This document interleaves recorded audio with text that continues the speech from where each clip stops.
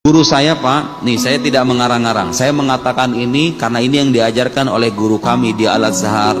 Ada seorang Grand Mufti Mesir, mantan Mufti Mesir, namanya Syekh Ali Jum'ah, ulama besar. Di salah satu kitabnya, judulnya itu At-Thariq Ilallah, beliau mengatakan begini: semua ibadah anak cucu Adam itu bainal qabul warrad. Itu antara diterima dan nggak diterima. Bapak sholat ini subuh ini bisa jadi diterima sama Allah, bisa jadi kagak. Saya ceramah begini nih, bisa jadi pahalanya diterima sama Allah, bisa jadi enggak. Semua ibadah kita begitu. Sodako, puasa, ngaji, hadir majelis taklim, semua ibadah kita begitu. Bisa jadi diterima, bisa jadi enggak. Satu-satunya, Pak, satu-satunya ibadah dalam Islam yang udah pasti diterima, hatta dari orang fasik sekalipun, kata beliau. Hatta dari orang fasik sekalipun, tukang mabuk misalnya, ya? Apalagi misalnya, sebutlah kefasikan-kefasikan itu. Orang fasik kalau melakukan ibadah ini pasti Allah terima. Apa itu? As-salah ala Nabi sallallahu alaihi wasallam, bersalawat kepada Nabi sallallahu alaihi wasallam.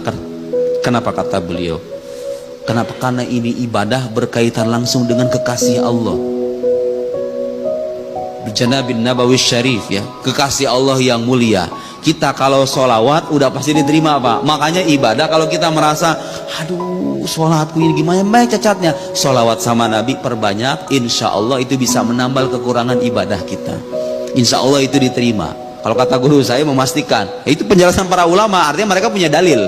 Terlepas kita tahu atau tidak mana ayatnya, mereka meneliti dari Al-Quran dan Sunnah. Kata mereka, ibadah yang sudah pasti akan diterima dari orang Muslim, sekalipun dia fasik, itulah salawat kepada Nabi Sallallahu Alaihi Wasallam. Makanya kita yang merasa ibadahnya kurang, anak-anak muda yang merasa tatoan, yang merasa hidupnya dulu gelap, suka mabok dan lain-lain, Anda punya hak yang sama mencintai Nabi Muhammad Sallallahu Alaihi Wasallam. Kalau Anda bersolawat, salawat Anda akan diterima, terlepas Anda kotor atau bersih. Karena sosok yang Anda salawati adalah kekasih Allah yang mulia Sallallahu Alaihi Wasallam. Kalau Bapak baca ayat Al-Quran dari mulai Al-Fatihah sampai An-Nas, nih, buka ayat Al-Quran ya, Al-Fatihah sampai An-Nas, tidak pernah ada, Pak, tidak pernah ada Nabi disebutkan secara jelas oleh Allah Subhanahu wa Ta'ala dalam Al-Quran, innallaha, sesungguhnya Allah, lihat, Allah, bukan cuma Allah saja, wa malaikatahu, malaikatnya. Kurang besar apa itu?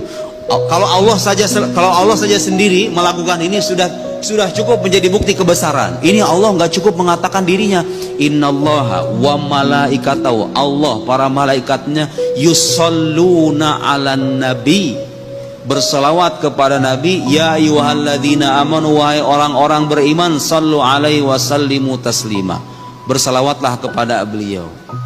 Allah selawat sama Nabi, gimana maksudnya? Nah, ulama beda pendapat, tapi saya berikan pendapat yang saya pelajari dari guru saya. Salawat Allah kepada Nabi pastinya tidak seperti kita. Kita akan baca salawat Allahumma sholli ala sayyidina Muhammad dengan ucapan Allah bersalawat, artinya Allah menjadikan Nabi atau mencurahkan kepada Nabi rahmat khusus, sehingga dengan curahan rahmat khusus itu Nabi menjadi rahmat bagi seluruh alam. Wa ma arsalnaka illa rahmatan lil alamin. Dan tidak ada itu Nabi yang disebutkan wa ma arsalnaka illa rahmatan lil alamin, sebagai rahmat bagi seluruh alam. Karena Nabi dulu itu pas syariatnya terbatas. Bani Israel, Nabi Musa itu kaumnya Bani Israel, ya udah Bani Israel aja yang wajib beriman sama Nabi Musa, yang lain mah enggak. Kaumnya itu terbatas. Nabi Musanya wafat, ya sudah diganti sama Nabi yang lain. Nabi kita ini syariatnya sampai hari kiamat nanti. Makanya Al-Quran menegaskan setegasnya bahwa Rasulullah itu diutus sebagai rahmat bagi seluruh alam. Bahkan disebutkan dalam ayat tersebut menggunakan kata rahmat yang merupakan masdar. Karena kata para ulama, hadza ablagh, itu maknanya lebih dalam. Seolah-olah Allah itu bukan cuman pengen bilang Nabi Muhammad adalah rahmat, tapi Nabi Muhammad itu adalah rahmat itu sendiri. Jadi bukan beliau mencerminkan rahmat, tapi Nabi Muhammad itu rahmat Allah yang sesungguhnya, yang datang untuk umat manusia semuanya, muslim ataupun non muslim. Tidak ada Nabi yang dipuji semacam itu.